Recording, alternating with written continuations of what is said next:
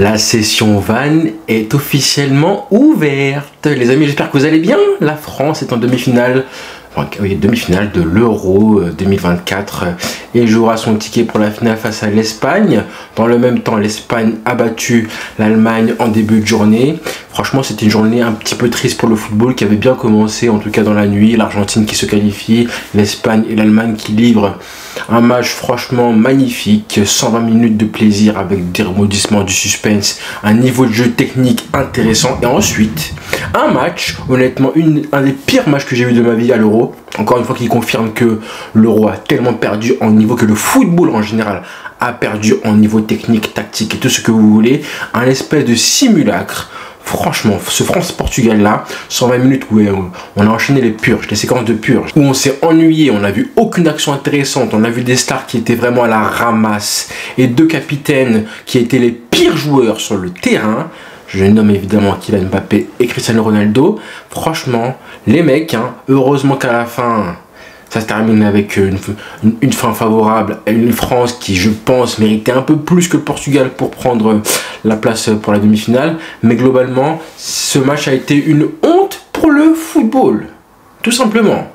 À partir du coach, des Deschamps, des choix, des joueurs, même les changements en cours de match. On a assisté à un gag incroyable. Mais on va commencer par le positif, c'est évidemment le match Allemagne-Espagne avec du coup l'Espagne qui se qualifie pour les demi-finales.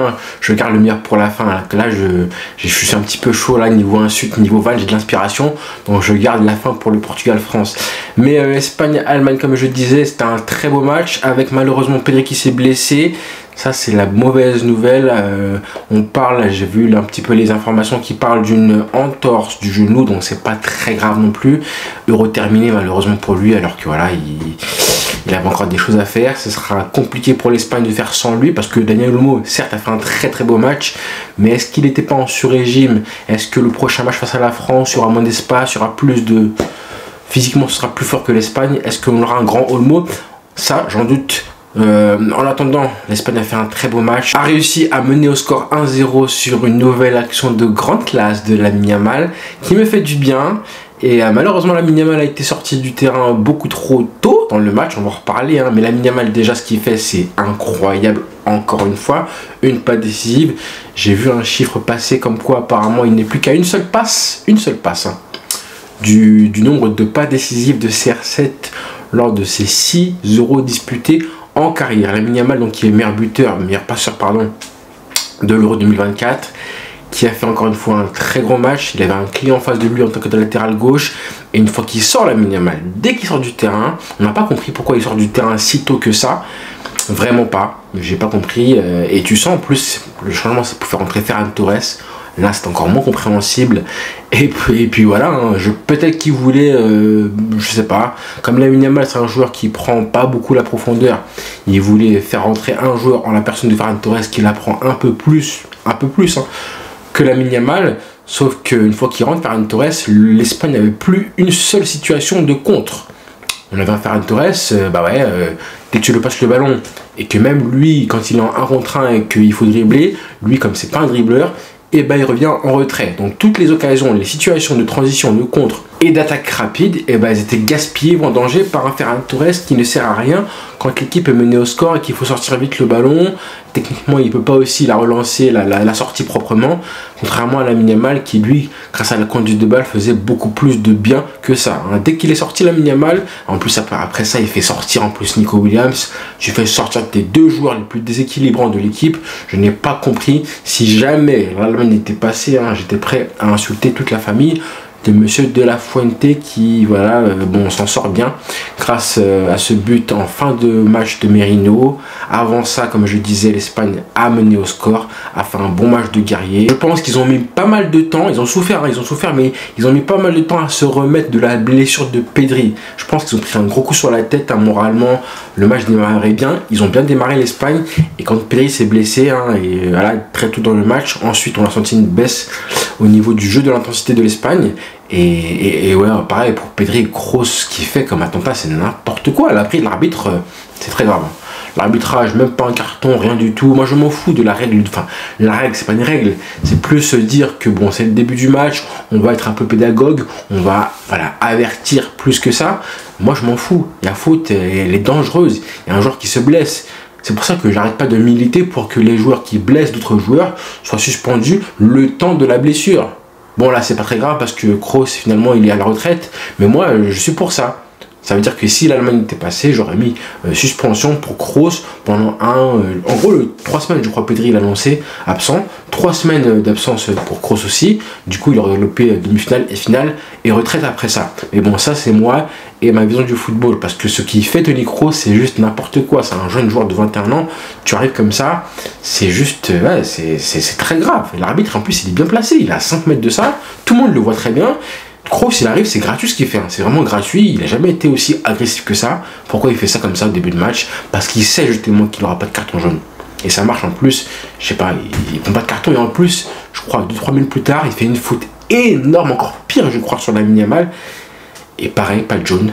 Du coup en fin de match, il se permet de faire un tirage de maillot sur Dani Olmo qui partait seul au but. Et justement, si tu avais mis le jaune plus tôt, bah là je pense pas qu'il aurait fait la faute et Dani Olmo serait parti tout seul vers les buts. Mais voilà, un partout du coup à la fin de 90 minutes, c'était mérité pour l'Allemagne qui faisait un bon match, qui a persévéré aussi. Et finalement, but de Mikel Merino à la 118e minute, un truc comme ça. Donc pour l'histoire, c'était un très beau match, j'ai kiffé. Maintenant les prochains matchs ça va être compliqué avec les suspendus. Morata, Carvajal qui prend un rouge. Je crois que c'est les seuls qui seront suspendus. Ça va être compliqué avec Pedri absent évidemment. Après la France, bon, même si encore une fois tactiquement ça a été le néant, attention à eux, ils peuvent sur un match faire mal physiquement à cette équipe espagnole là qui sur les côtés aussi, quand t'as pas Carvajal ça va être compliqué. Donc la France qui a sorti le Portugal, on est très content quand même, ça fait 3/3 pardon en ce qui concerne les matchs du jour. J'étais pour l'Argentine, pour l'Espagne et pour la France, personnellement. C'est fait, les Bleus sont en demi-finale. Après un nouveau match, une nouvelle purge avec, comme je le disais, des stars qui ont été à un niveau. C'est vraiment la mort du football. C'est triste de voir ça. Triste de voir que deux nations comme ça, France, Portugal quand même, les meilleurs joueurs sur le terrain, c'était N'Golo Kanté, c'était Saliba, en fait c'était les défenseurs, même Mike Maignan qui fait un gros match aussi. Ouais, Saliba peut-être. Et en attaque, on voit Griezmann qui est complètement hors sujet, qui était lessivé. On a vu un Mbappé qui, franchement Mbappé, qui ne veut absolument plus prendre la profondeur.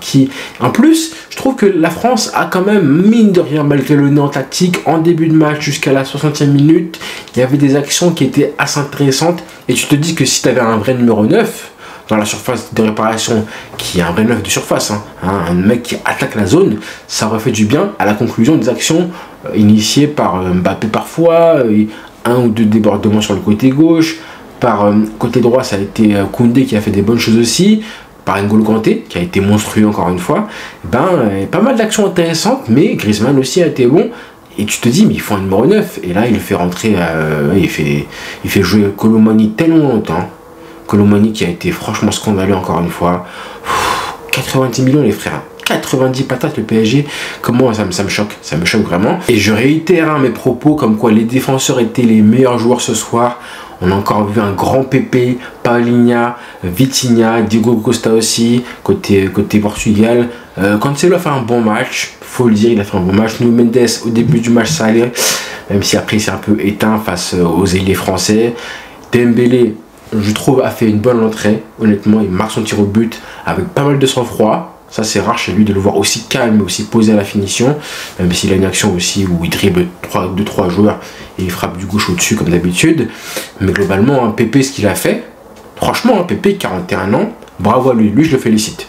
Bravo. Lui, je peux le féliciter, contrairement à CR7, parce que lui, Pepe, son match à 41 ans, ce qu'il fait physiquement, les duels remportés, l'expérience, mais même la vivacité, l'explosivité qu'il a encore à son âge, les duels, même en puissance, à aucun moment il se fait bouffer par Marcus Thuram, qui est quand même un client niveau puissance. Il a éteint des mecs comme Kolo Muani complètement.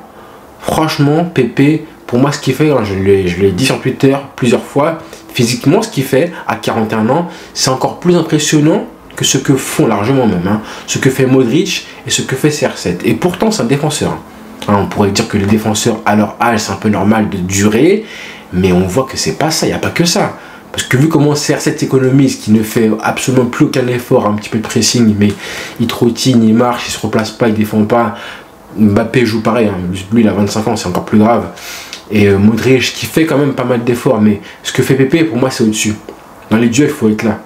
Faut être là. Face à la France, hein, qui est une équipe ultra physique, il faut répondre aux défis physiques. Il a été largement, mais largement relevé par Pépé de très loin. Encore une fois. Et comme je disais, hein, on attaque CR7. Bruno Fernandes, João Félix qui fait son entrée, qui manque le penalty. Voilà. C'est triste pour lui, mais bon, c'est à l'image un petit peu du bonhomme qui manque pas mal de choses importantes en fait. Il lui manque, je trouve, trop de confiance. Il part de trop loin pour être un grand joueur. Il a le talent, mais il lui manque pas mal de choses en plus du talent. C'est plus ça qui lui manque à Félix. Comme je disais, Bernardo Silva, pareil, hein, waouh. Le faire jouer ailier, c'est pas forcément la bonne idée. Il redescend, mais c'est pareil aussi à ce niveau-là. T'as envie de te dire, hein, heureusement, je voyais le match, je me disais, mais en fait, les deux équipes là qui jouent un quart de finale de l'Euro, ce serait bien qu'elles soient toutes les deux éliminées en fait. Hein. Mais éliminer les deux, venez, on refait un match Allemagne-Espagne en demi-finale parce que franchement, oh là là, 120 minutes comme ça. Comment ça se fait que CR7 joue 120 minutes? Est-ce que vous avez vu son match? 40 ballons touchés. 40 ballons touchés. Hier, j'ai parlé de Messi qui en a touché 33, je crois. 33 en 90 minutes. Là, on te rajoute 30 minutes de plus. Tu en touches 7 de plus. 40 ballons touchés. J'ai vu les notes sur SofaScore. C'est le pire joueur de l'équipe côté Portugal. Côté France, c'était Colomani. Franchement, je ne sais plus quoi dire. Son parcours à l'Euro s'achève maintenant. Sa carrière internationale devrait s'achever, honnêtement. Parce que comment il prend en otage la sélection. La preuve, le fait qu'il reste encore 120 minutes sur le terrain, c'est prendre en otage la sélection. Je pèse mes mots. Et quand je le dis moi, forcément, ça sonne comme un rageux. Mais j'y pense vraiment. Quand tu vois que Gonzalo Ramos n'a pas joué pratiquement de tout l'Euro, ça fait de la peine. Alors que je pense qu'il aurait pu épauler un mec comme CR7, qu'il aurait pu le soulager aussi sur le terrain. Même le troisième match, alors que tu as 6 points, il n'a pas joué. Ramos, là, est-ce que vous avez vu son match? Le nombre de duels perdus par CR7, il s'est fait boire par Saliba du début à la fin. On a un moment, une action, je crois, c'est vers la 110e minute. On a CR7 qui est lancé en profondeur. À 39 ans, il est lancé en profondeur. Et tu le vois faire un contrôle et une poussée de balle. Fatigué. Hey, Tata Nzambé. Il se fait rattraper alors par Théo Hernandez alors qu'il avait, je crois, facile 5-6 mètres de retard. Il se fait rattraper. Ensuite, il fait la faute, il réussit à faire la faute parce qu'il passe devant, Théo Hernandez passe devant lui, CR7 fait la faute et du coup il tombe, on ne comprend pas trop, là après il se touche le téton, il a commencé à se déshabiller, enlever son t-shirt, j'ai pas compris, stripteaseur, mais qu'est-ce qui se passe CR7? Peut-être enfin la reconversion qu'on attendait de chez lui, hein, mais bon, il faut passer à autre chose, je pense qu'il est trop, tout simplement, même usé physiquement, mentalement, tu sens qu'il est là, il est fatigué, les cernes, le botox, tout ça qui... je comprends pas trop. 0 but marqué, hein. Je parle de ça parce que voilà, il a tendance à vivre pour les statistiques, on le sait tous. 0 but marqué, pas grand chose, aucun match de référence. Il a réussi à faire pire quand même que la Coupe du Monde 2022. Hein, dans les commentaires, dites-moi qui a été le pire ce soir entre Mbappé et CR7. Et justement, si la Coupe du Monde 2022 est meilleure que l'Euro 2024 de CR7. Laquelle des compétitions a été la pire? Sachant que bon, à la Coupe du Monde 2022, il finit quand même sur le banc. Là, il a pleuré. Contre la Slovénie, il pleurait. Tous les larmes, les crottes de nez qui tombaient sur le botox, la miyo. En lingala, on dit miyo. Bon, j'arrête les frères. Mais voilà. C'est indigne du champion qu'il est. Nous, on en rigole parce que voilà. Mais c'est triste. Hein. C'est vraiment triste. Alors qu'à la base, hein, ça ne devrait pas être une tâche pour sa carrière. Hein, ce qui se passe, c'est du bonus. Donc, il a tellement plus rien à prouver ou presque plus rien à prouver que ce qui se passe, normalement, c'est que du bonus. Mais là, c'est tellement horrible ce qui se passe que tu as envie de l'inclure dans sa carrière. La fin de carrière de CR7, c'est juste waouh. Franchement, parmi les grands sportifs, grands footballeurs de l'histoire du sport et du football, c'est rare de voir une descente aux enfers comme ça. Hein. Même Maradona, 94, suspendu pour dopage, exclusion, suspension, obésité, etc., cocaïne. Mais franchement, bon, on n'en est pas encore là, heureusement. Mais au moins, Diego, il avait l'excuse de toute la déchéance avec ses addictions, etc., les problèmes et tout. Là, c'est juste sportif. Moi, je comprends l'objectif de vouloir terminer sur une bonne note, mais je pense que l'approche est mauvaise. C'est pas comme ça qu'on fait. Moi, je pense qu'on devrait lui-même prendre conscience que la transmission doit se faire maintenant, laisser un peu plus de place à ses coéquipiers, tout en restant un joueur important. Être titulaire, pourquoi? Mais bon, là, ce qu'il fait à ce match-là, c'est juste mérité à la fin d'être éliminé comme ça. Et voilà, dans l'anonymat, après un Euro, encore une fois, très décevant.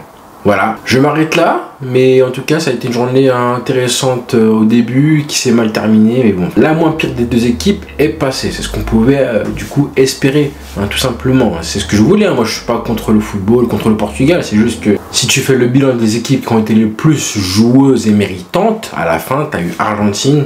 Ah, bon, allez, on va dire qu'Équateur, c'était kiff-kiff avec l'Albi Céleste. Ensuite, tu as eu Espagne. Et pour finir, tu as eu la France. Les 3 équipes qui ont mérité, en tout cas 2 sur 3. En tout cas, les 2 équipes qui ont joué l'Euro ont mérité de passer. Donc, on va être soulagés. Donc, on va se contenter de ça. Voilà les frères. Bonne soirée à tous et rendez-vous très vite.